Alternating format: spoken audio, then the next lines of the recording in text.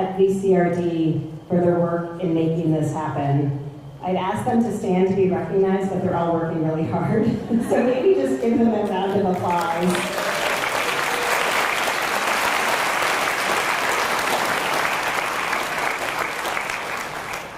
Today we are joined by a remarkable cross-section of Vermonters in this room and also joining us online. I really want to thank Orca Media for live streaming the session this morning in this room. We have youth leaders, municipal officials, community organizers, volunteers, technical assistance providers, and regional, state, and national leaders with us today. What unites us is a deep commitment to strengthening the vitality, resilience, and well-being of our communities across Vermont. We have over 450 people represented from 140 communities across every county in the state today. Right? If you just, yeah, woohoo! There. Awesome. We're also excited to welcome our town nominees who are here today from over 30 Vermont towns. They were nominated by the towns where they live and are here today as part of an effort to recognize their various leadership roles in their communities. If you are a town nominee, if you could stand to be recognized, we'd love to give you a little recognition for your nomination. Woo!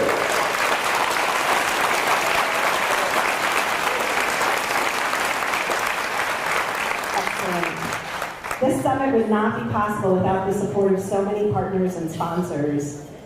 Please look at your programs on the back of the program to see the complete list of all of the organizations and businesses that have supported us this year, as well as a list inside of community outreach partners that we have. It's an impressive list who share our values of working together across differences and connecting with each other in more meaningful ways. Over the years, VCRD's community leadership have brought together hundreds of Vermonters to build momentum for local leadership and to champion the democratic values that we all hold dear. Since then, our communities have faced ongoing challenges and profound change, which is why today matters so much. This year, when you registered, we asked you what inspires you to take action in your community. Your responses were collected and are now displayed in this beautiful word cloud behind my head. This image displays our collective vision and our collective values. What your responses show me, and the sheer number of people that are here today show me, and others, is that we care about our communities and are willing to take action to define our own futures. We still believe that we are the right size in Vermont to come together and plan for our future in a collective way. I'm joined this morning by Shannon Barsotti, who's the chair of the incredible Vermont Council on Rural Development's Board of Directors, and a community builder from Pownell and Bennington. We actually found Shannon during a community visit. Shannon knows what it means to go from an idea to an action, and is an example of how people create momentum that drives action. Shannon?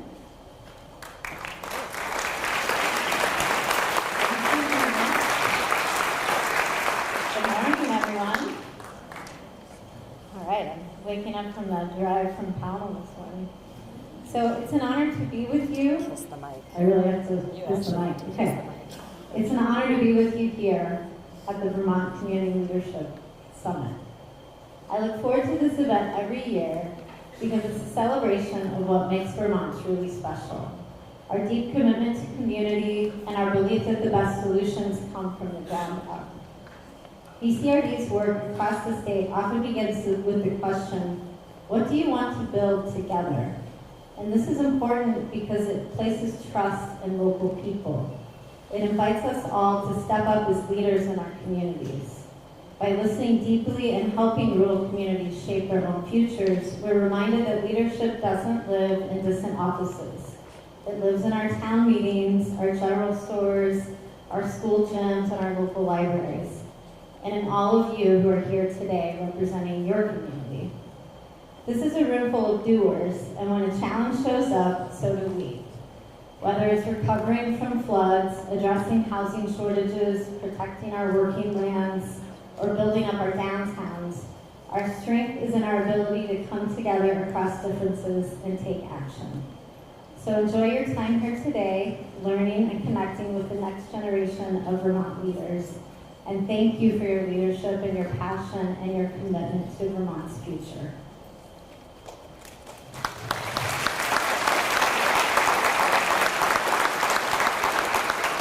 While I'm here, I think I should recognize some of our other BCRD board members. So if you all just want to stand up for a moment and be recognized.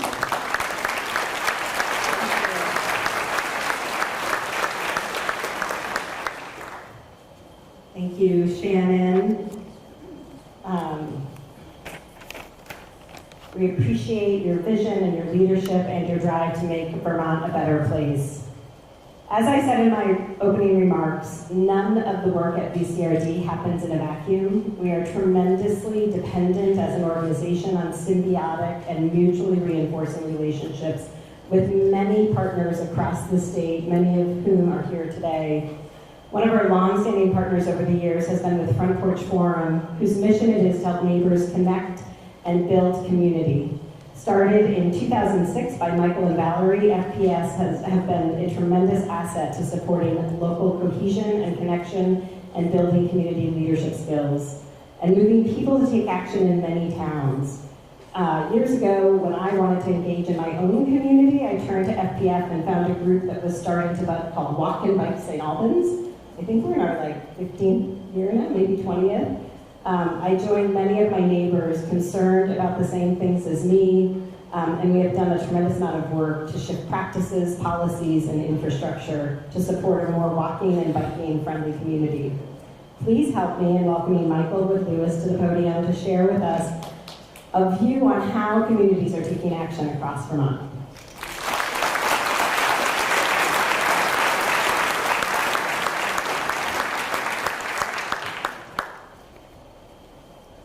Thank you, Denise, for that lovely introduction and for pulling together this really wonderful event. I look forward to this every year. Well, good morning. Again, my name is Michael Wood-Lewis, and the theme of this conference, as we know, is Communities in Action. And that's a key focus of my work at Front Porch Forum, so it is a real pleasure to be here today to talk with everyone. There's a lot of stuff on this podium. I know, sorry. As you may know, Front Porch Forum hosts local online forums, community calendars, and business directories for each and every town in Vermont. We have 240,000 active FPF members. As a point of comparison, Vermont only has 270,000 existing households. So more Vermonters use FPF than any other media, social or otherwise. And that's a great testament to how much Vermonters really lean towards and value local options. For those not familiar, Front Porch Forum is a mission-driven, small, family-owned business and a public benefit corporation. Our public benefit or social mission is to help neighbors connect and build community. FPF is all about more resilient Vermont towns and neighborhoods. It's all about today's theme, communities in action.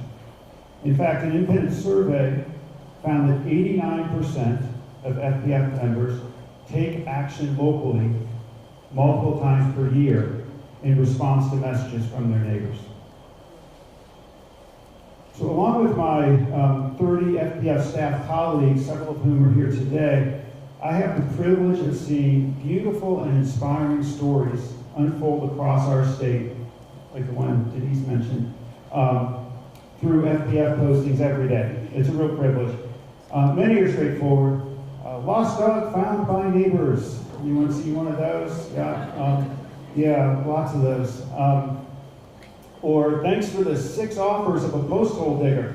I might have been involved with that one. Or, wow, 23 plumber recommendations and counting.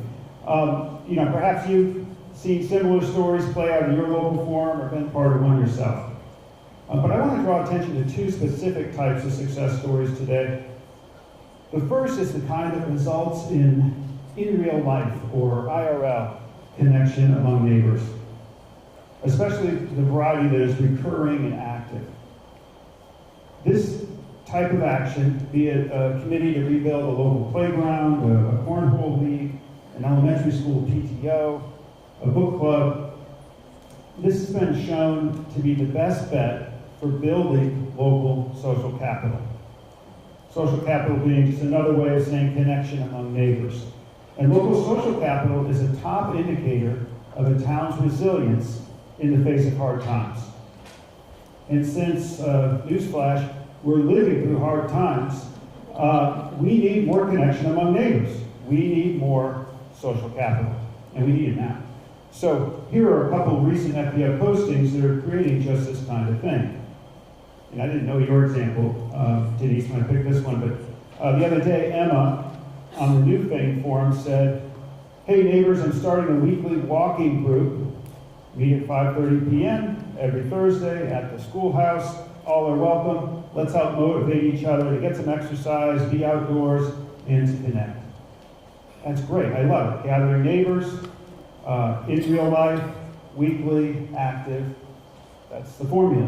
And from Elisa on the Weathersfield forum, a different idea. "I've lived here for 15 years," she said. "I finally realized that it's simply silly that I don't know most of my neighbors. So I decided to change that. I would like to invite you to a Meet the Neighbors block party. Maybe it could become a regular thing." And I love sharing these stories in a room, as Shannon said, full of doers.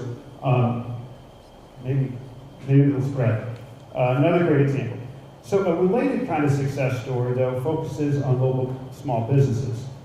Amazingly, more than 16,000 Vermont businesses and nonprofits have joined their local forums and directories. In this era of Amazon and Walmart, they join because they find it the best place to connect locally. That's another form of communities in action.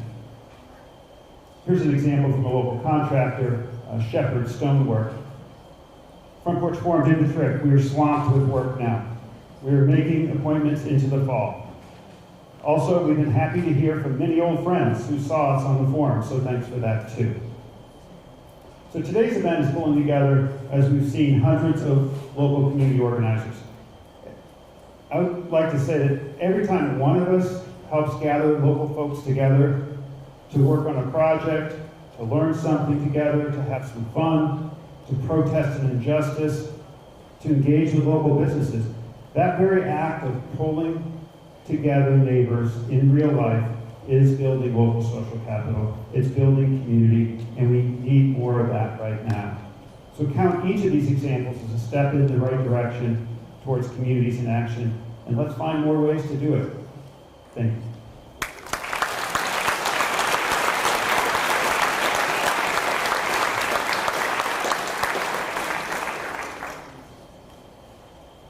Thank you, Michael. It's so incredible to have such an asset in Vermont to help neighbors connect to one another and build something together. Thank you for your partnership and support. I'd like next to welcome Ted Brady up to the stage, to the podium. In addition to being the Executive Director of the Vermont Leagues of Cities and Towns, Ted is the Vice Chair of the Vermont Council on Rural Development and the Chair of our Board Development Committee, who nominates the recipient of the Vermont Community Leadership Award. Ted. Thank you so much, Denise. Put it right up to your mouth. She wants the microphone even closer. I'll do my best. Thank you. First, let's start with my biggest gripe with Front Porch Forum. It's really like winning the lottery when you see that thing that says "for free." You know, first one gets it. I have won that lottery once or twice, but only once or twice. I really wanted those bunk beds for my kids. They were real disappointed. So I love the Vermont Community Leadership Summit for one big reason, and that's because it really embodies what VCRD does. We simply go to these communities, your communities, and help you activate your leadership, right? And it's really an art. I look back to, many of you already identified yourselves as those people that the towns have nominated as their representatives to this gathering. I reflect back upon my childhood, and at age 17, I received a letter in the mail from the Archdiocese of Providence encouraging me to become a priest. Yeah, right? Would have been a great one, right? And it was the first time anybody in my entire life, besides me and my mom and dad, and I'm not even sure they had, said, hey, you could be a leader. And it was this poignant moment in my life, which I rejected, happily and gladly, but that was important in recognizing that part of your job is to activate leadership, right? The great part about activating leadership in your community is you can get married and you have Sundays off. So it's a big difference between the other type I was nominated for. So each year, VCRD, obviously we're out there talking to a lot of you, and we see a lot of great leaders. And occasionally, we have an opportunity to recognize a leader and bring them forward and point them out as a great beacon of shining sun for communities across Vermont, and hopefully inspiration for all of you. And that's through our Vermont Community Leadership Award. The Community Leadership Award is awarded to somebody who represents three key criteria. One, volunteer local, well, I just messed it up. One is local service. Two is volunteer. And then three is they had to have a transformative impact on their communities, right? Kind of a big Herculean task in today's society. Past recipients of this award last year include Charlie Hancock from the town of Montgomery. Charlie, as the select board chair and as a community volunteer, has managed to help his community realize the dream of bringing water and wastewater to their village. A $20 million project for a town of about 1,000 people. That's a big Herculean transformative impact. Other wonderful people include Shannon, who you've already heard from this morning. Shannon was the director of a community visit process in Pownell that helped them transform their community and make some interesting things happen there. Emily McClure in Craftsbury. Some incredible people have received this award. I'm not going to give the award, I'm not going to tell you who it is, because I'm going to let, I think, our video speaker tell you who it is. But before doing that, I was asked by somebody in this audience to do them a birthday favor, and I'm forced to do it, as you know. Talking about community leaders, a select board member from Stowe, Beth Gadbois. Did I get that right, Beth? Gadbois. How dare I say that? Gadbois. Sorry, Beth. Turns a milestone birthday tomorrow that I can't tell you. And I can tell them at 60, the big 6-0, Beth, right? But it ties to this award, which is she asked that every leader in this room step forward and do some random acts of kindness for her birthday. I thought that was an appropriate thing to say. It was also on Front Porch Forum last Thursday. It was also on Front Porch Forum last Thursday, in case you can't. But with that, let me turn things over to Senator Welch virtually, who's going to share our award winner. Award winners, yes. I am really excited to congratulate all 11 of Vermont's long-term recovery groups on receiving VCRD's Community Leadership Award. You know, after the 2023 and 2024 floods, both on the same day, you came to the rescue of Vermonters across the state, and they really needed your help. From Kerr in the Northeast Kingdom to Montpelier Strong, to Barry Upper Valley Strong, Black River Valley Resources, Mountain Town LTRG, Rutland County LTRG, Hope Coalition, Recovery After Floods Team, Waterbury Crew, and the Loyal Area Recovery Network. Each of you has done extraordinary work to help your neighbors in need. And I gotta tell you, FEMA was there, but you're the ones who really helped. Not just with material recovery, but emotional support for your neighbors. And what's amazing about Vermont, I think we all know, is the generosity that neighbors have to help their neighbors. People in Vermont don't sit back. They don't wait for others to help. Vermonters, all of you, step up and meet the challenge. That's what you've done. I'm so proud, so proud. Vermont's long-term recovery groups are the local unsung volunteers who help people in need with whatever they need. You've provided food and housing, home repair, and construction services. You've connected neighbors with community resources. And most importantly, you've provided a listening ear and a shoulder to lean on. You've helped people deal with loss and with their grief. You've helped people get back on their feet. You've given people hope and made Vermont resilient and strong. Flood recovery takes a long time, and the work continues long after everyone else is gone. You have stayed the course, and we are so indebted to all of you for doing that.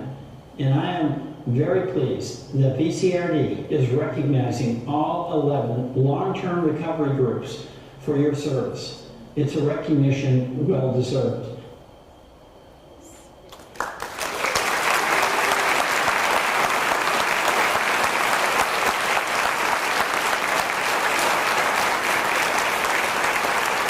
We would like to now invite Jason Gosling, Emergency Management Director at the Vermont Agency of Human Services, to present the 2025 Community Leadership Award to representatives from each of the long-term recovery groups. I'm going to name them, and if there's a representative from that group, if you could come up, that would be incredible. Jason, did you want to say a few words? Thank you, Denise. Thank you. Again, my name is Jason Goslin. I am the Emergency Management Director for the Vermont Agency of Human Services. I'm also the Individual Assistance Officer for the state of Vermont. It's hard to follow words that Senator Welch had done, but let me talk a little bit about the long-term recovery groups. Prior to the July 2023 floods, there was one long-term recovery group, Upper Valley Strong, that was a holdover from Tropical Storm Irene. Since that time, as you heard, several long-term recovery groups have been formed, and it's to say that we had some tough conversations in the beginning and continue is an understatement, but that's okay, because that's what generates success. As I heard Denise and Ted talk about leaders, it is the long-term recovery groups that are recovery leaders in their communities. And I value everything that they have to say. I value all of their work, and it's an honor to work with them. So congratulations, and thank you.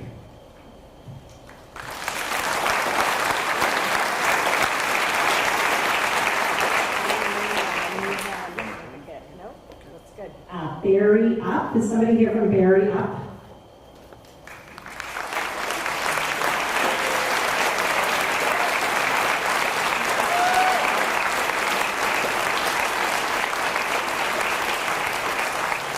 Community Resilience for the Waterbury area. Crew.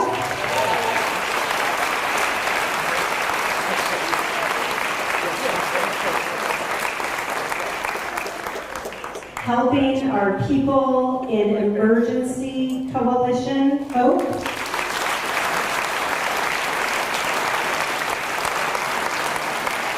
I think this is my favorite name. The Kingdom United Resilience and Recovery Effort, CURV.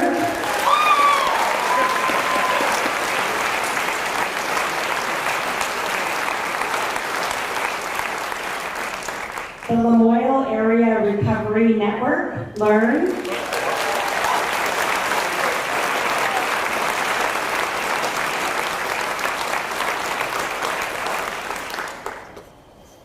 The Montpelier Disaster Recovery Network, MODERN.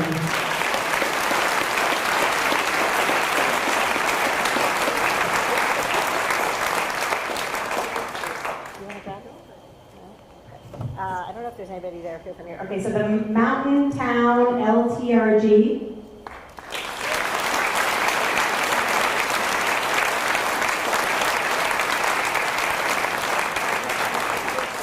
Recovery After Floods Team, RAFT.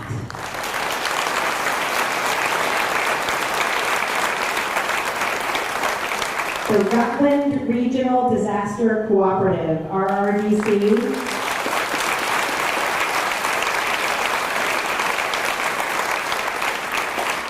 Upper Valley Strong.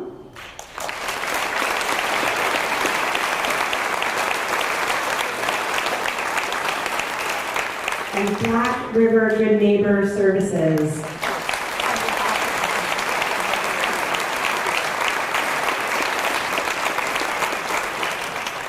All right. And one last thing, we want to get a picture? Hang on. Yeah. One more forward, forward, forward, forward, forward, even further forward. There we go. There we go. Let's together.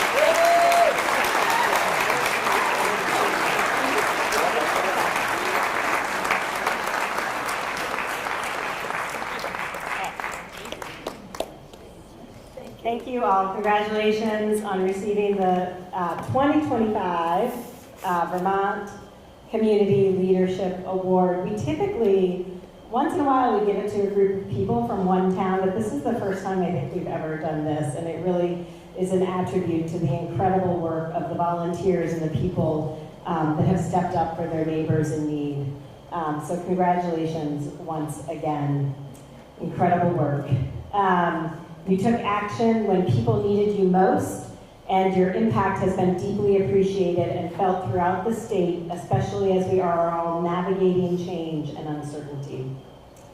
Next, I have the pleasure of introducing Christopher Kaufman-Ilstrup, the Executive Director of the Vermont Humanities Council, the sponsor of this year's keynote. Over the years, the Humanities Council has been incredible at building community and solving problems through the arts and culture in Vermont. Chris, please join me at the podium.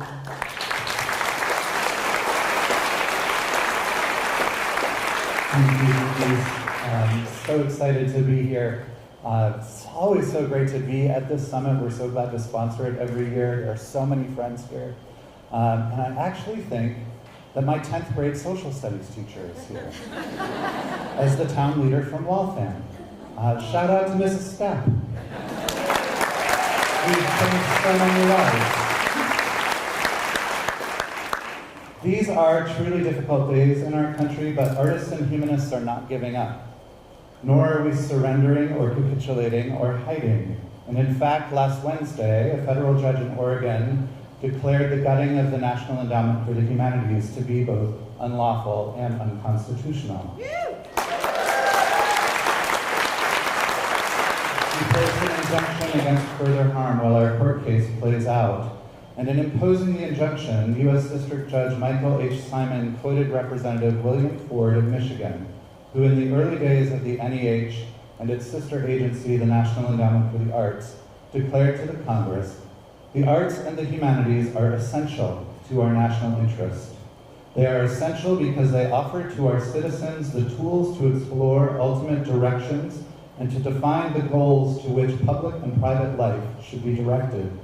Indeed, the arts and the humanities are as essential to a nation as a conscience is to an individual."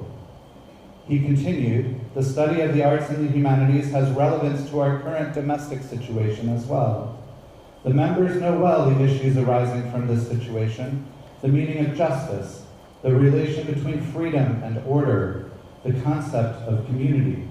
The promise here is not that support of the arts and the humanities will bring a consensus on these difficult issues, but rather that study of these subjects will challenge us to remember these issues and increase our capacity to discuss and even to differ on them, reasonably rather than violently." The congressman concluded, "The point is a simple one. The arts and the humanities are not frills, but are crucial to our nation's survival and continued freedom." The wise words of Congressman Ford, uttered in 1968, but achingly relevant to our current situation, call out why it is so important that we gather here in Randolph by the hundreds to declare our commitment to democracy, good governance, and strong, thoughtful, and curious leadership in service to our world communities.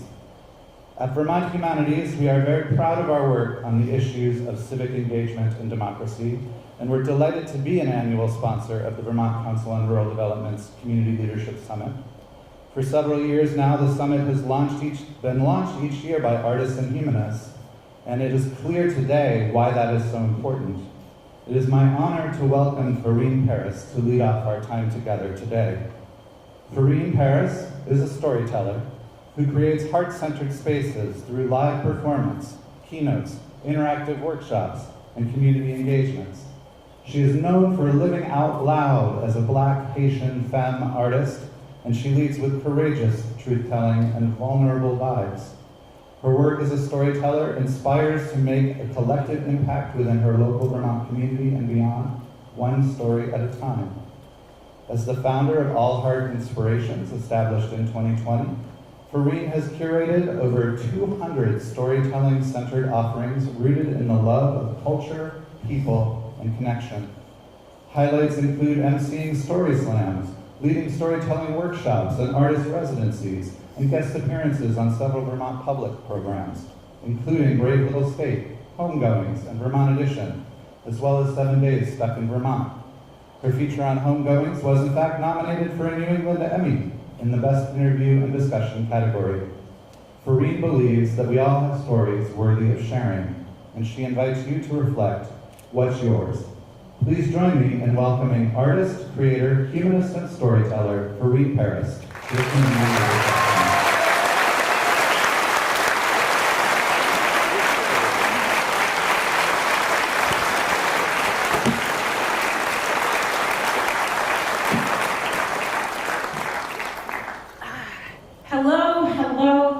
Hello. I'm realizing more and more it's really a moment to breathe in someone, do an introduction of you. So thank you so much, Chris. Kind of reminding us, we as these individuals really do make an impact if we simply can just show up, lean into our gifts. So I am so humbled to be here, and I do not take this moment for granted. There's been such profound reflection happening, and it makes me kind of need to go back in time, because the way that I even came into this work was trying to answer, well, what can I do in the onset of the pandemic, in the onset of COVID? My story as a storyteller, as someone was sharing their possible vocation was to be a priest. My storytelling, the first time I ever seized the microphone, the first time anyone was like, yes, you are worthy of holding this space, was when I was in 6th grade. And I remember teachers. I have to take a moment to give a shout out to educators, because what y'all are doing,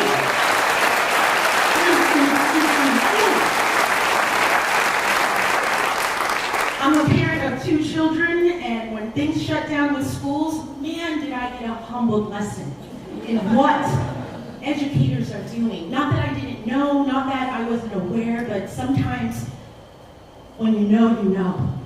And I was just so grateful and reflecting on not just the educators that held my daughters, not just in an academic way, but in a spiritual way. Because let's stop pretending that our educators aren't doing multiple roles and multiple assets, right?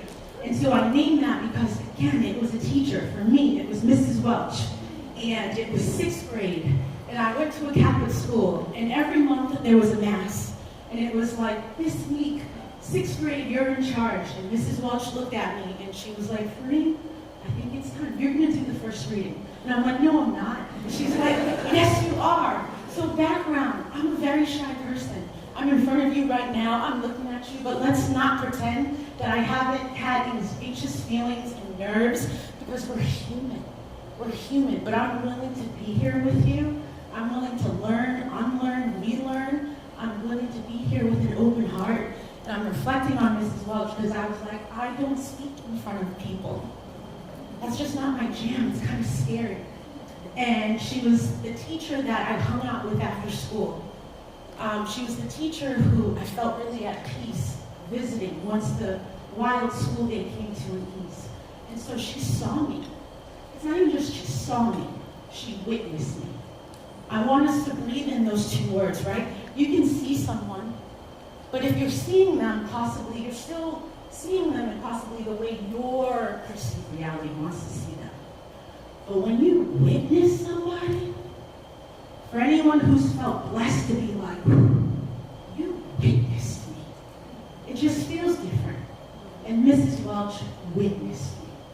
And it was clear that I had a lot to say. I was just nervous to say it in front of people. I mean, just context. My schooling at that time felt like this room. I feel really obvious standing out in a sea of whiteness. Not saying that to shame, I'm just saying it just so that we can hold the truth. Just in case, like, this room is white, just in case there's not many folks who look like me. And again, I'm gonna lean into this, because I can't ask you to do something that I can't do myself. And I leaned in that day in 6th grade. And she gave me the reading, and I was like, okay, for some reason, I just put so much pressure on myself as an 11-year-old. I was like, all right, like, I'm representing all the 6th graders, I'm Haitian, I'm representing all the Haitians in Brockton. I am going to, like, do the best with this reading. It was printed, I slept with it under my pillow. I was like, and maybe that part of for me just really wanted to just have like a layup. Maybe that for me just like, I just need this W, and maybe if I can have this W as I transition into this place called middle school, it might be like the factor in how I kind of navigate these next few years. I'm deeply grateful my teacher reminded me that I had a voice, right?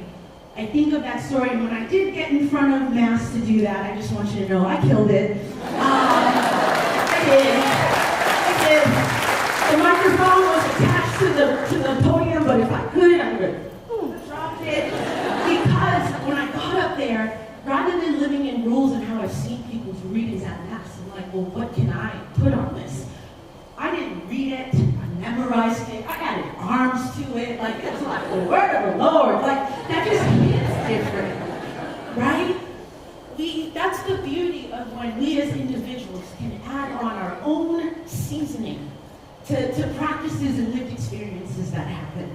So I just have to honor her here, I have to honor our educators, and I have to honor the people who invite us to see our truths. This keynote is anchored in naming truths to ignite change. And I also just want to give a shout out to Nick, who's going to be helping me with my slides. And you've been a joy, and I feel so at peace knowing that you're helping me guide people through this journey. So we are going to transition to the next slide. And when I was invited to possibly take the lead with rounding this keynote, I was shared with Denise and Jess that the theme this year was communities in action. And we were having conversations about this conference. It was really clear, like there were people who were like, this is my jam. Like I come here, I see my people, like this is where we link up. For others, possibly is new, but what I do know is there is the gift of multi-lived experiences. See, I grew up Haitian, so in our communities, it takes a village. That's how we do it. It's not just on one person to elevate us, to hold us accountable. It takes a village. And so we love spaces that have all types of ages. Because the littlest of 4-year-old to the elderless of 99 can gift us with a moment that we need to learn, unlearn, or relearn. And so this space is this multi-generational space but with lived experiences. Whether you're an executive director, whether you're a teacher, I was looking at the roster and it was someone's name and just the town they were from. And I'm like, yes, because that's enough. I think so many of us are so afraid of stepping into our truths because we're so ready for someone to be like, that's not how you do it. Oh, wait a minute, what makes you confident enough to be able to do that? I remember when I started my work at storytelling and folks were like, so like, what did you do? Like, how are you a storyteller? I'm like, I've lived life. I've lived life. There's only one version of me. There's only one version of you, Leah. Shannon, there's only one of you. No one can tell any of us what our story is. Because we've woken up, gone to bed, and been all of that with ourselves. And I'm here to remind us of that because we need to reclaim authorship of who we are. We have to. It's a must. It's a must. So communities in action, what does that look like? But when they drop that theme on me, I'm like, okay, but before we can talk about communities in action, are we being honest about what we need to take action on? Before we can talk about communities in action, are we actually doing like real conversations about the truths that need to be named so that society sustainable action can exist, they took me back to this quote by Bell Hooks. And Bell Hooks, a phenomenal author, Black literature author, someone who I actually didn't know existed until I was in my 40s.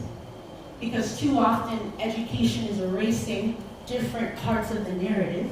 But Bell Hooks is amazing, and she has this quote, and it's going to come up in the slides. I'm just giving you like a seed.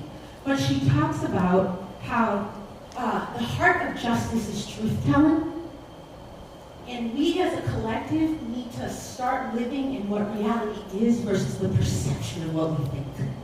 So that's kind of going to be the thing that anchors us, because I think, yes, we're doing great work. We're like, making change. We're transforming situations. But I also don't think we can always be truly honest about what something looks or feels like. So I would love to spend our time really inviting us to think about the role that truth, vulnerability, actually being in the reality of what is this current moment in time on August 11th. Because it's changing by the minute. Because this is what I do know. I do know that before I moved toward anything beautiful or brave, it started by naming a truth. Sometimes one I do not want to say out loud. We're going to get into it later, but here are some examples. Divorce. Whew. Whoa, taking an honest look at what you thought life was going to be after 20 years of living it anyway. It could be, maybe this teacher is right. Maybe my child actually does need more services. It's not a reflection of me as a mom. If I'm being honest here, this is what they need in order to be able to move forward. It is not easy to kind of sit sometimes because we as a collective society, as Bell Hooks says in this book that came out in 1999, we lie a lot. We as a collective society lie a lot. And actually we're lying about things that it's like, why was that the lie? It starts as simple as, how are you? And 9 out of 10 times I'm gonna say good. What is good about 2025 right now? Like, there's nothing good. I mean, there's lots of good, but man, and it's just like, it's auto. I'm good. And I'm not good. I'm sorry. I'm not good. My kids are watching. Hi, but I'm reading this book. This book is called All Above Love. And Bell Hooks is like discerning with what is love. Not just this romanticized love that we get like caught on, but like love, witnessing each other. Knowing what is it that I need in order to like be the more healthier version of myself. And she talks about how children learn so early that being able to tell a lie possibly gives you power in a moment. So we as grown folks, like I'm really like, don't tell a lie, my kids, don't tell a lie. No lying, be truthful. Meanwhile, my kid is overhearing me on a conversation tell my mom in my 40s, oh yeah, I wasn't there, I had work. I didn't have work. I just didn't want to tell my mom I didn't have the strength to pick up the phone. And they'd be like, why didn't you just tell her what you're really doing? And I'm like, she's my mom, and she's gonna think that like I don't want to create space for her, but I'm just like tired, and I go, but you can tell me the truth. Like, don't ever feel like I'll understand. I won't make my life about you, I promise. Right? But like, it was my kids even noticing that. Like, why did you have to say that? So I'm here to like really break that mold. I'm here because there's something so beautiful about truth. Again, if you don't know this book, write it down. I have known this book, but I didn't know her until recently. Some of the quotes that I have found myself reflecting my heart around, I realized came from this book. Whether it's a quote like, love, some people are always like, love is action. It's not just a feeling. We actually have to make a choice to love. It can't just happen. If I want to love you, that takes effort. If I want to love you, I have to hold you in different ways. That's not just, it happens. And so I loved that quote because it was like, yes, like it's not just a feeling. I can be like, oh, I love you, but what are my actions saying? Oh, I love you, but it seems like when you were not in the space, I didn't even have your back when said person said that. It's not love. Love is action, right? And so I'm throwing in that word because as Bell Hooks noticed, that's a word that people are like, what? You want me to talk about love? But it truly is one of the most greatest human powers that actually we all have access to. There aren't a lot of things I can be like, that's within all of us. But that is a feeling. Even for the most introverted of us, I can hide away for days in my home. But I still want love. And sometimes I'm asking, why am I hiding? Is it because I'm searching for the love?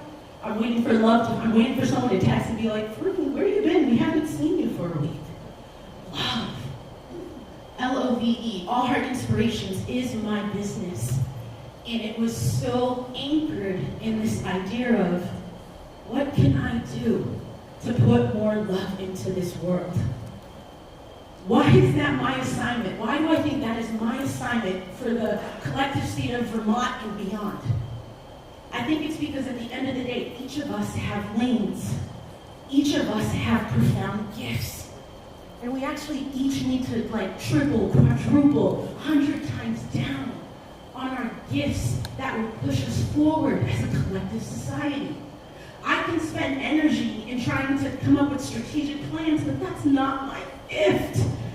It's just not my gift. My gift is in the moment. My gift is while you're mapping that out, I'm going to let you know how everyone is feeling in that room because I'm paying attention. That's my gift. When I first started working in higher ed, the dean of students was like, do you ever talk? Staff meeting after staff meeting, Fareen's just like, and she was like, Fareen, I'm not going to force you to talk anytime soon.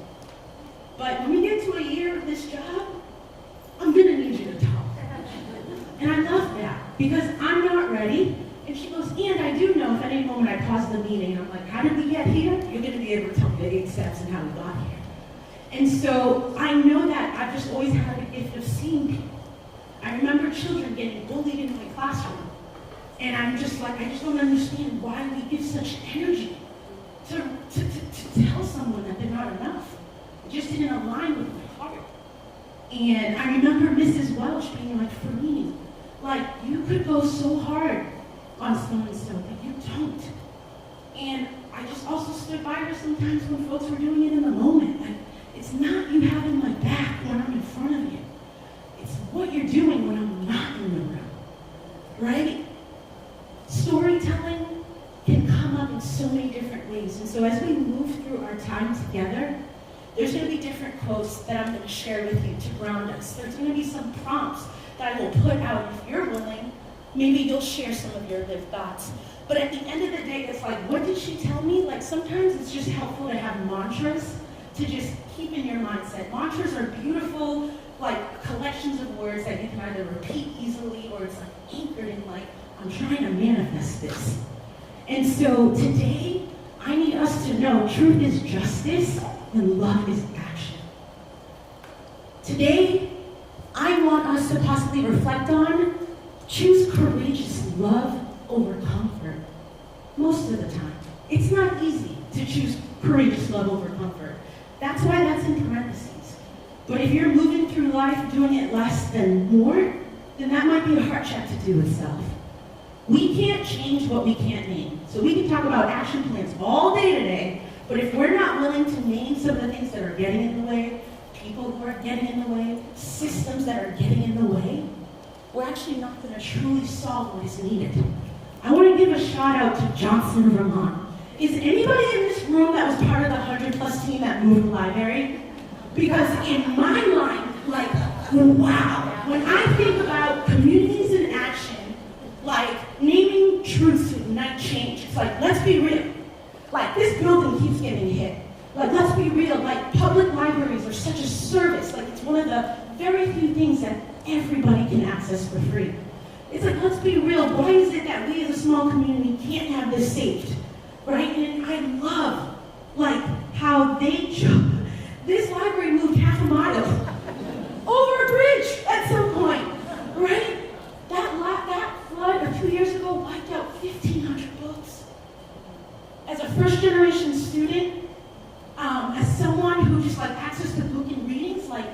that's a gut. Those are stories. Those are authors. Those are narratives. Those are history. So yes, because just like people are on the floor and there's legislation and all of this stuff, moving that library, there was a value. And that needed to be honored and held like that. I'm so grateful for that. So it's like, that is what it meant to lead with heart and move with purpose. You could really get stuck in the, oh my God, like half a mile, like is it worth it? You could do all of that. But what if you can hold the reality, but also see beyond and imagine the impossibility?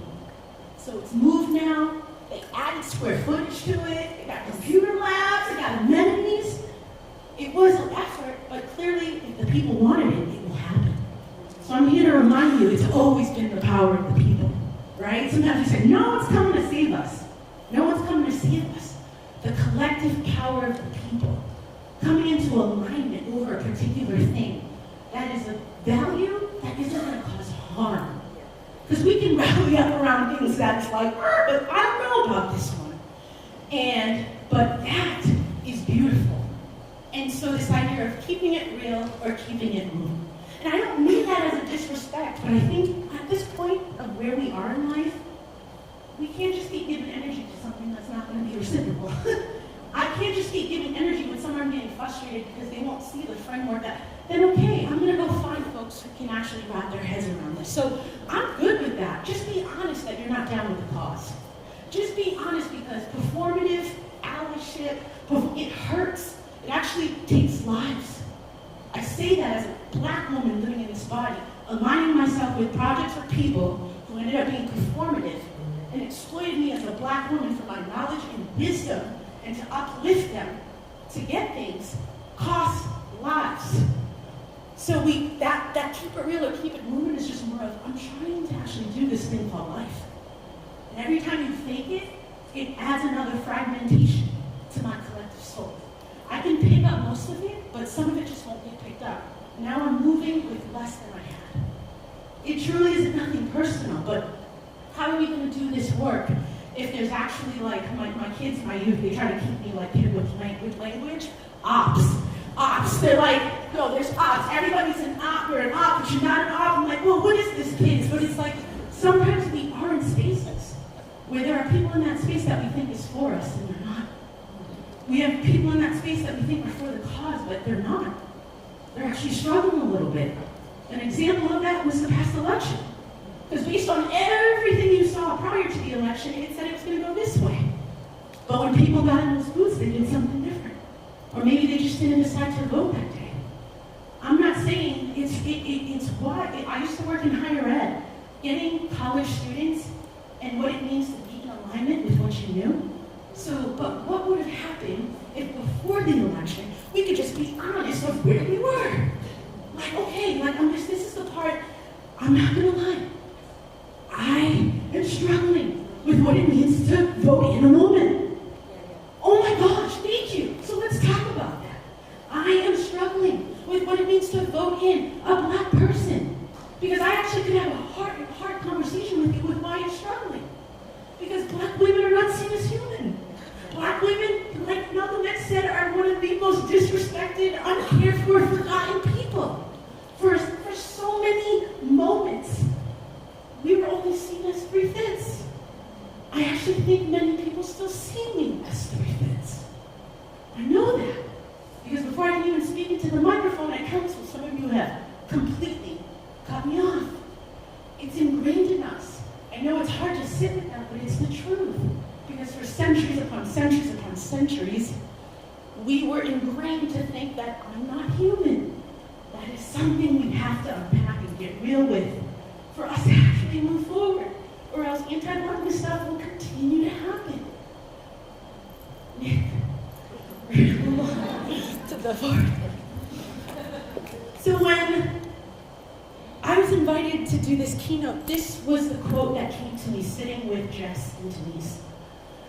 The heart of justice is truth-telling. Seeing ourselves in the world the way it is rather than the way we want it to be. More than ever before, we as a society need to renew a commitment to truth-telling. More than ever. Because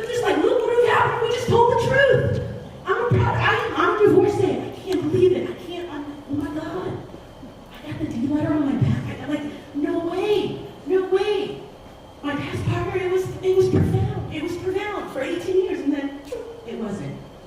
As I learned more about perimenopause and stuff, I'm realizing just to take a moment. Yes, for folks who may not be aware, some of us who make up the majority of this global world is going to go through something which is called the second puberty in adulthood. And it's called perimenopause. It's actually the peri before the meta. I only knew the menopause based on the Cosby Show with Claire Household was held in the freezer. Having hot flashes. That was my only context. But I'm saying that because it actually makes sense. As I get older, as I move into my 40s, day by day I'm losing estrogen.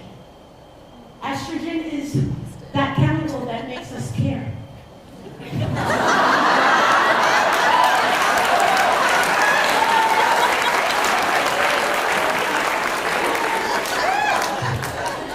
My mind was blown when I heard this podcast on Remote Public with my friend on homegoings. Oh my gosh, that makes sense. There's a reason I just don't anymore. Or you ask yourself, why am I doing that?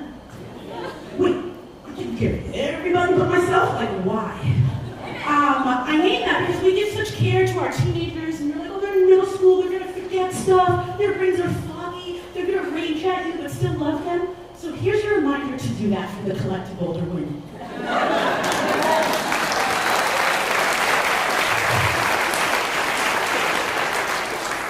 We're being truth about what's happening. There's a reason why we're being like, I'm now the first lady in my show. There's a reason why I'm like, oh, I've lived for so many years and I need to claim this for myself. There's a reason. I'm not raging, I'm not a bitch, I'm not emotional. There's a reason. Because for X amount of years, I've done nothing but put so many people before me. I did my part, and I'm down with it, but man, can I try something else? Because just in case I go tomorrow, have I been able to live the way that I'm deserving of living? Just a question. Let's go. Whew. Y'all didn't know you were coming to church, huh? Let's go. All right. So let's get into the storytelling of both, not just my lived experiences, but people in this room that may want to share.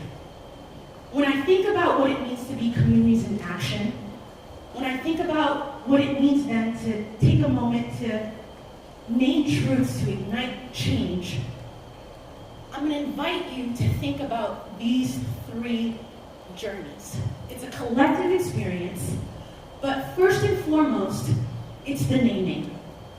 It's the naming of the truths, personally and collectively, that shape your life and community. I think sometimes we're more honest at work, but not being honest in our personal lives. And then sometimes we're so authentic in our personal lives, but man, are we masking at work. But all of those things intersect, and they're actually all related. I've been wrapping my, what would it look like if our organizations and schools and neighborhoods and boroughs was in abundance with people who felt accepted and cared for? How would that change how we would be moving? So that means we have to start with naming some things. After we name something, we sit with that truth. We also still need to take a moment to honor what has happened. Sometimes we just want to keep it moving as if legacy and history has nothing to tell us. So it's like, okay, here's the truth, but let me honor what's happening in this collective moment, what's already in motion. And then after we can get through that, then we'll phase into this idea of envisioning. What becomes possible when we have the courage to witness and act? I don't want us to just act. I don't want us to just have the courage to act. I want us to have the courage to witness and act. There's a lot of lived experiences I am blessed with having, but there are a lot that aren't my story. It's not my story. And so it means everything for me to witness things that aren't mine. I'm a cis female. You know, I've never been without a home. I've never had addiction. So if I'm sitting there trying to talk about these things, who am I? Because nothing for me without me. And a lot of that actually happens in the way we make plans. We do a lot of things that you don't even know an authentic authentic moment in what you're talking about. But here you are, voting on things, putting resolutions, passing something, giving this funding over this, and I'm always like, oh, nothing for me without me. And I don't know about you, like that's literally just been the thing in my life, my whole like upbringing. I'm like, what do you know about what it means to be someone who has immigrant Haitian parents, but I'm living here in the United States? They have one view, you have another. Teacher, you're confusing me. Because some of the things you're saying, my parents just don't care about. Some of the things you're saying is actually me that's going to fill out that form. Some of the things you're saying, and so again, so in each of these lanes, we're going to sit in each category. So, and the reason why I love this idea of what becomes possible when we have the courage to witness and act, it takes me back to when I was in college. I went to Stonehill College in Easton, Massachusetts. And I'm really proud because, as I said, I'm a first generation college student, right? The first in my family to be like, this is mine to have, and with a village that helped me get there. And till this day, the motto at my college, I still remember. And the motto was Luc et Spes, Latin, for light and hope. Luc et Spes, meaning light and hope. But the deeper meaning of that they had invited us to think about as Stonehill students was, it was having the confidence to see and the courage to act. With time, I've just evolved it, because I also try to be mindful of ableist words. Because not all of us can see. But witnessing, we can do that in a variety of different ways. We can witness with how our body opens when someone is sharing something with us. We can witness with actually taking the time to listen, not respond, but just like listen. And so shout out to, again, those environments that leave us with mantras that continue to guide who we are. So naming. Name the truths, personal and collective, that shape your life and community. There are a variety of questions up on this slide. And sometimes if you're really trying to do this work, it means it's not just listening to me read it, maybe it's taking a picture, maybe it's picking one question that seems to be like knocking on your heart, because the goal isn't to answer all of these, but I think the goal is there a question that I left feeling really committed to exploring? So when we talk about trying to name that truth, it's like, okay, what truth, personal or shared, have you been holding quietly? And have I sat in meetings and I'm like, oh, God, well, my staff doesn't know that we're about to have to cut this budget in half, but okay, I'm gonna keep letting them dream. And then next week, they're gonna be like, we don't feel supported. Like, who else has had that moment? What's one truth about your community that's hard to name, but necessary to face in order to move forward? I mean, for me, I come from the city of Burlington, and I think the Queen City has a broken heart. I think she has a broken heart. Some of it, and I would love for us to sit in that it's the brokenheartedness that's making so many of us attack each other right now. I'm really hoping that we can be invited to come together as a community and not like, you're not doing this right, you're not doing this right. But hey, this is kind of what my heart is holding. My heart is broken because this is how I felt unseen. Or my heart is broken because this is what I lost when that thing was passed. Where in your leadership have you chosen comfort over courageous action? I'm guilty of that. So like, hey, I used to work in higher ed for 15 years. Like, it seems like every other decision was sometimes choosing comfort over courageous action.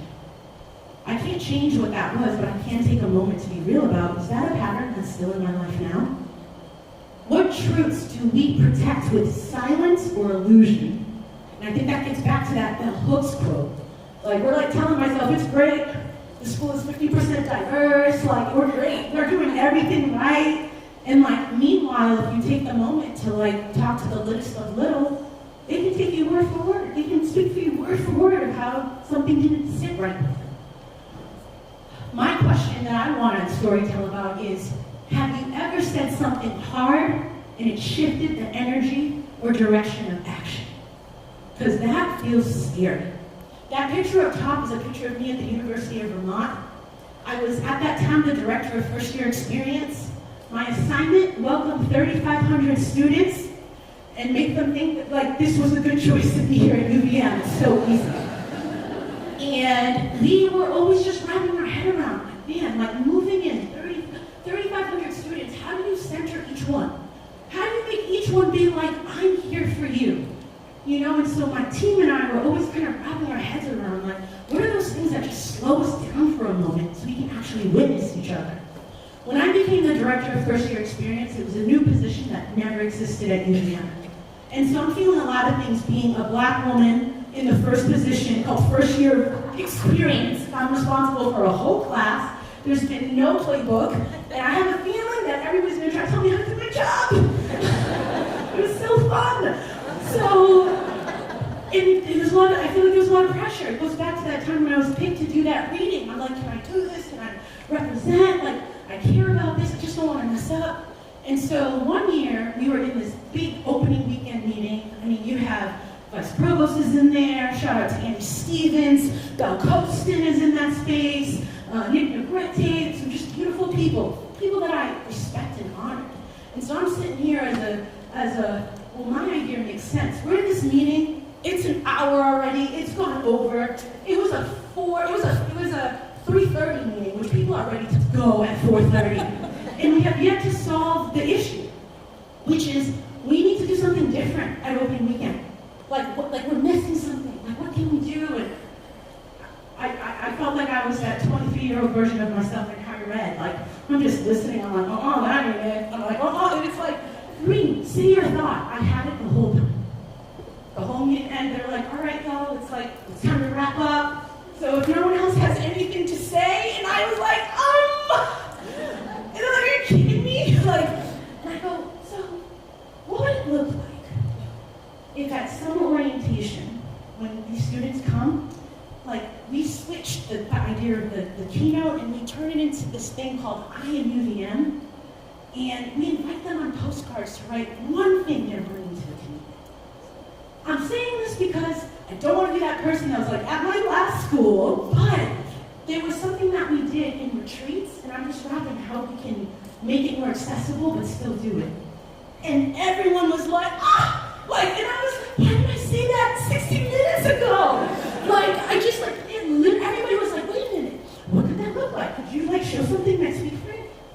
And I see postcards, I am UVM, maybe the silhouette of it has the things that students are naming. You can't see it too clearly, but on the background behind it, it says things like, I am anxious, I have an eating disorder, I came from a single home.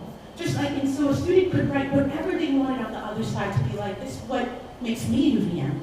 Not the institution telling you what you are. You're letting me know how to witness you. And it was a moment in time. It was a beautiful moment in time. And I am so grateful that I said something, because then for years after years after years, if you Google I Am UVM, We Are UVM, you'll find a video. There are students just sharing their truths. We came together, 3,500 students. We put the postcards on the screen, and if it was a screen that people could relate to, they put their lights in the air. It was just a moment. I'm not saying that we were perfect with each of those classes, but I do know for a moment, because we were real with what they needed, but we also still looked beyond this world of what we could do. Imagine going to tech people and we get all these lights to drop, and da-da-da, and I just love that they dreamed with me. Instead of saying, that's not how we do it. Who's this new director?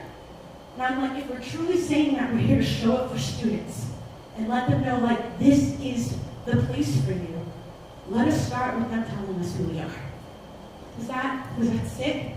Is there anything that comes to mind for people? Is there anything where you're just keep talking for me, I'm good? Because it's all but I just want us to keep reflecting on those. Nick, you can go to the next one. Honoring, right? So after we can sit in the truth, we still gotta honor the moments, the people, the shifts already in motion. There's nothing that peeves me more is us acting like there wasn't a village of people that came before you for you to stand and do said thing, right? So we have to honor what is. We have to honor possibly what's in motion. Does it make sense? Why are we doing that? Is it in alignment? So some questions for the heart. What has truth-telling made possible in your life or leadership? in your community has molded courageous truth telling for you? I love that word. I always kind of take a moment to be like, who in my life, when I'm feeling like, I can't do this, and I like channel, I'm like, oh, what a model of just courageous truth telling. For me, Beth Colston, who no longer is at the University of Vermont, no longer in the state, if you didn't meet that woman, like, she was a queen. She was like, it was like, oh my gosh, what a gift for her to be the director of the Mosaic Center for Students of Color. And every BIPOC student have a chance to be like, I was at UVM under Beth Colston, right? And it's because it wasn't easy, but she really had this beautiful balance of like, this is how you move through this work with heart. How are you reflecting on the truth of these times in your current actions and choices? And, you know, like as we were checking in earlier, I was talking with a friend earlier, and it's like, the question, like, how are things going? And it's like, depends, are you grandfathered? Are you? And then it's like, spin the wheel. Like, and one of these things is just getting in the way of me just doing what I know, like, my community needs. And so, but it's important to just say that. We can't pretend as if outside of this door, there are situations and things that are just on fire. What moments of impact or transformation are already in motion, whether or not they've been celebrated? Sometimes we don't want to acknowledge something unless it's been documented. We don't want to acknowledge something unless like it's been talked about or posted. Again, nobody's coming to save us, and a big lesson that I had to learn for myself is I am my hype person. We actually have to get comfortable in hyping ourselves up. Like, I was in the hotel room, and I looked at that mirror, and I was like, check you out for real. Like, who knew? Who knew? Girl, you getting paid to talk as a black woman in your Jordans? Who knew?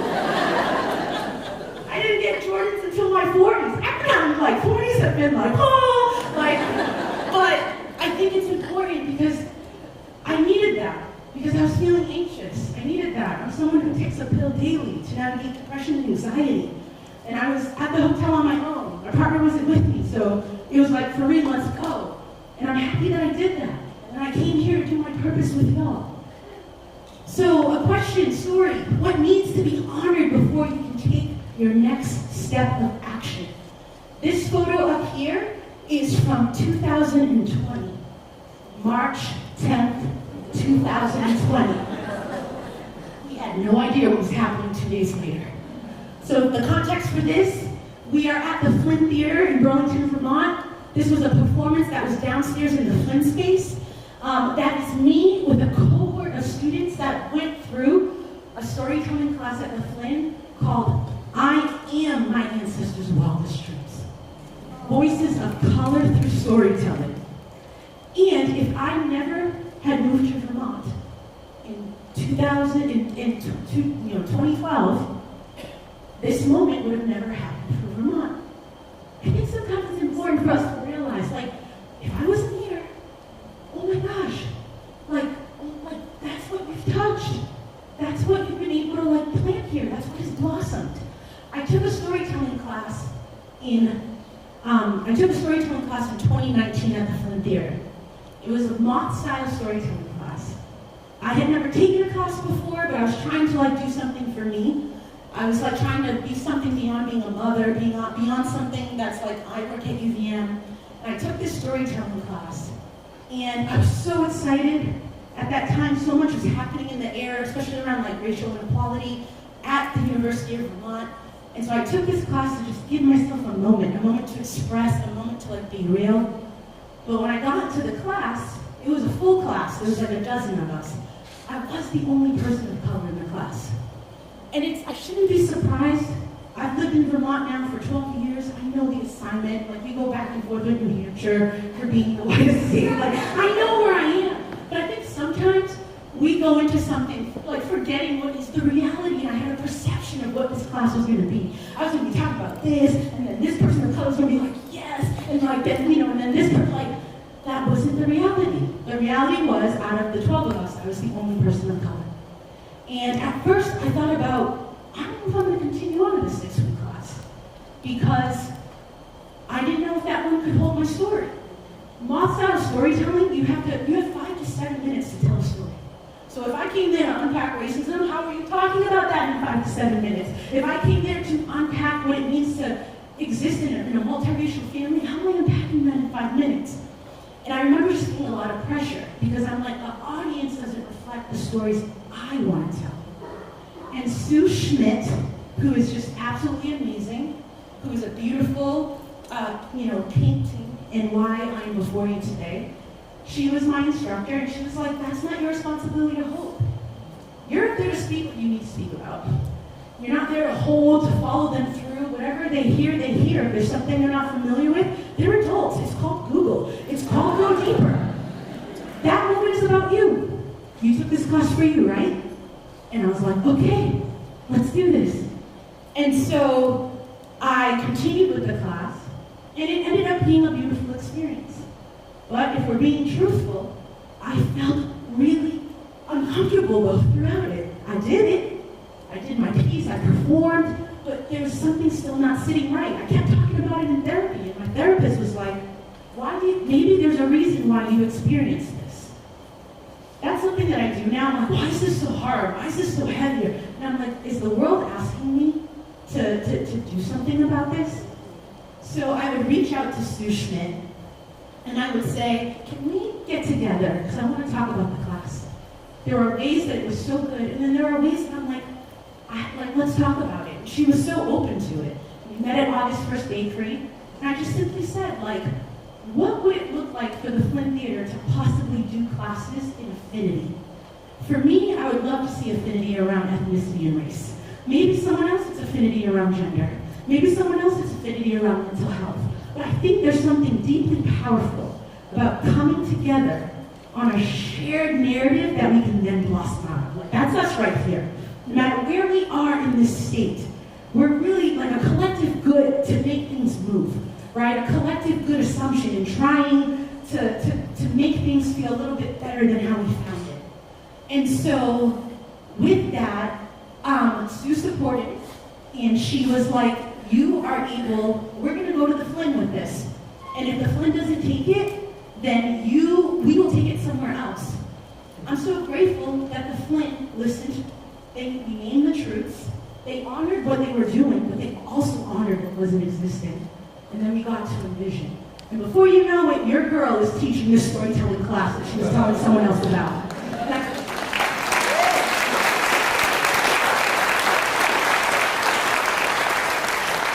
I didn't go into this being like, you're not doing this clean, and you can do better this, but I was saying, it didn't feel as easy to be in that class. That's just my truth. I see you do this, that's beautiful, but maybe how? And so what needs to be honored before you can take action? Go ahead. And with this last one to leave you with, this idea of envisioning, because this is the beautiful part. This is why that library went half a mile. This is why this summit continues to happen. This is why set position, even though all the funds are trying to get cut, you're doing everything that you can to keep it, because we envision. We are trying to understand what is still possible in spite of the realities that people are putting us in. And what becomes possible when truth is named fully and collectively out loud. I'm going to always be somebody who will have unapologetic reflections of how much we as a society need to prioritize, for me as Black children. There's not many people being like, that's my lane. Let that be my lane. And this photo up here, this is the photo of something called Juneteenth Sales that takes place in Burlington. It's been happening for 5 years. Every summer, with Whistling Man's Schooner, we gift 50+ Black Vermont residents a free 2-hour storytelling sale, where it's hosted by a Black community member, and we hold space for stories. Literally taking what happened at the Flint and putting it on water. Who knew? I had no idea. I was like, and it's for free. It's all community funded. I don't expect everybody to know the answer on how to hold Black joy. But if I give you an option to opt in. And it's so beautiful how $5 here, $10 here are free things. For a moment, these folks have peace for 2 hours on the water. I'm not solving it, because no one else is solving stuff, but just for a moment. And it's like, who knew you could look at the waterfront and dream in that way? But 5 years ago, I went on my first sail, just for kicks, and me talking about what it's like to storytell in beautiful places, the person on the boat happened to know the owner of the company. and then we met at Zero Gravity for a beer storm. 5 years later, we're doing sales upon sales, and this is the moment I want to hold you with, because this is not just Black history, this is Vermont's history. You tell me what other organization has 300 plus increased the efforts of Black people getting on the water. I'm not going to allow folks to erase that this is happening and it's beautiful. And when we think about like honoring Black history, we're honoring that. Wow, here in Burlington, our community comes together to give this, right? Because our collective responsibility on joy for each other is a thing. We are at time. And I'm going to honor that because there's breakout sessions that people have put beautiful intention and time on. And so I was told that I have 5 minutes, so we're just going to, I can go 5 minutes over. Go to the next one. Go to the next one. Please and thank you, Nick. Go to the next one. We can click. Hi, Nick. Go to the next one.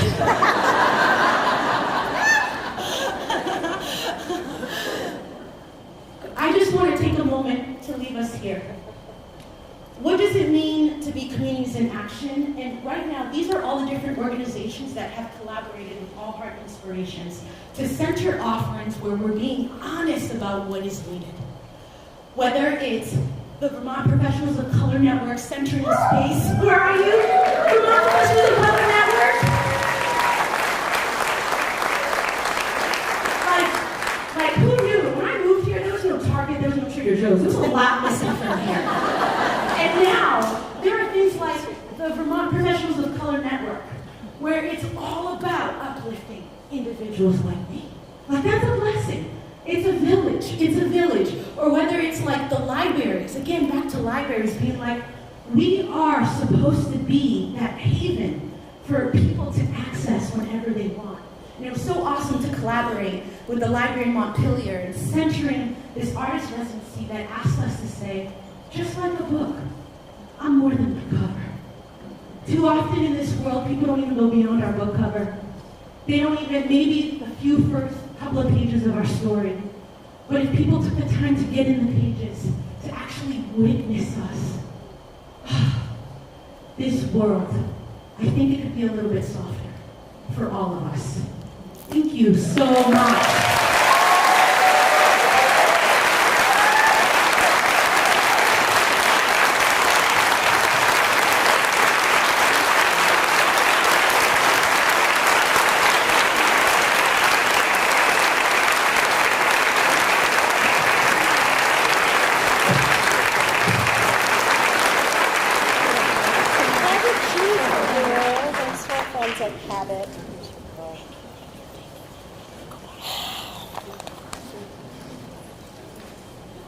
Wow.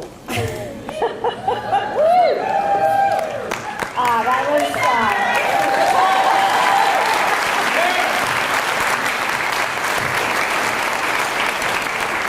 I knew when I met Farine for coffee that day, I was like, this is going to be incredible. So thank you so much. It was life-changing. My next job for everybody, as Farine mentioned, a lot of wonderful people have put an incredible amount of time into our panels and our forums and all of the workshops that we have offering today. It is truly a remarkable amount of work that goes into this.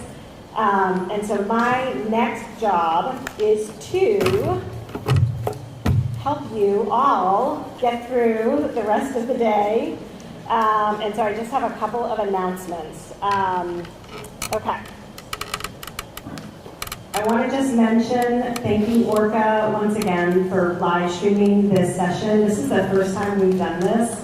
It's also the first time we've had live captioning on the screen, and I want to thank Nick. It's also the first time we've had an ASL interpreter.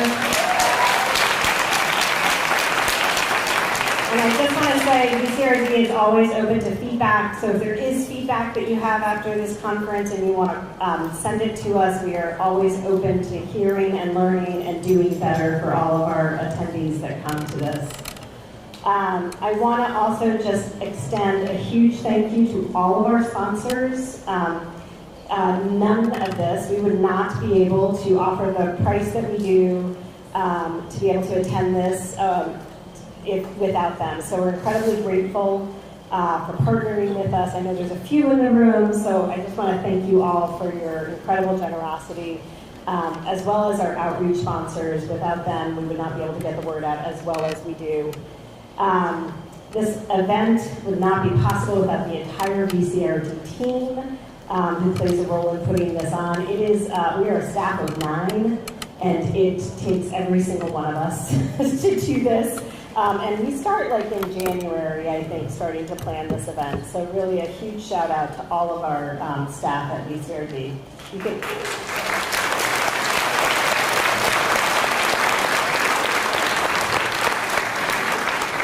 We also rely on a group of partners as our advisory committee, and they help work with us. They help us come up with the theme. They help us come up with the workshops. They're really connected to a lot of communities, and they give us ideas on everything that we should put into the day. So a huge shout out to them. I also, the Vermont Professionals of Color Network is here today in the back of the room. They also have a BIPOC space. We did have to move the room, so it's in Homage 106 now. And that's going to be open from 12, it's going to be open all day and staffed from 12 to 4 today. And it's open for Black, Indigenous, and other peoples of color. And the TPOC has a table in the back of the room as well. So they're waving. Thank you very much for being here today.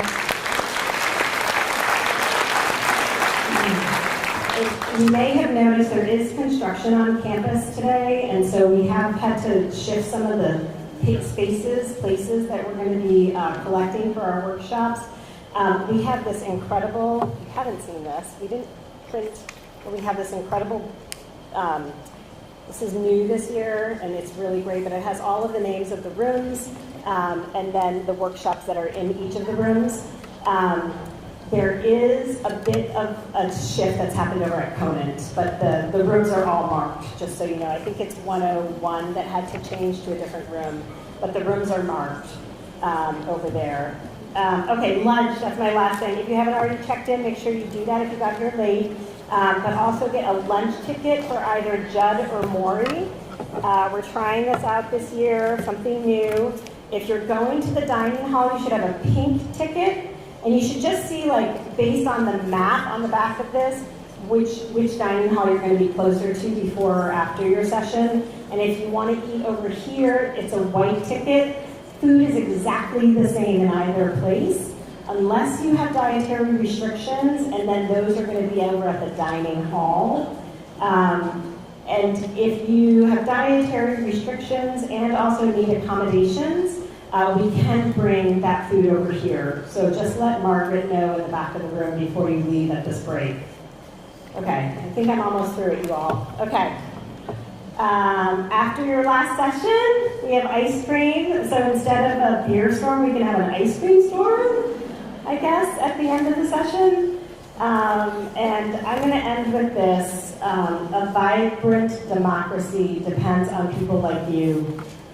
People who step forward, sometimes in small ways, sometimes in big ones, to help move their community forward. Local leadership is the foundation of unity, direction, and progress.